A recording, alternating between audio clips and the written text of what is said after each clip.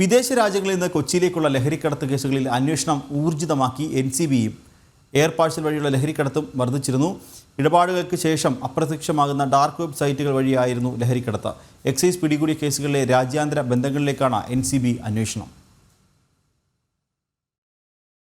വ്യക്തികൾ കൈവശം വെച്ച് കടത്തുന്ന മാരക ലഹരി വസ്തുക്കൾ വിമാനത്താവളങ്ങളിലെ പരിശോധനകളിൽ വ്യാപകമായി പിടിക്കപ്പെടുകയും നിരവധി വിദേശികൾ അറസ്റ്റിലാവുകയും ചെയ്തിരുന്നു.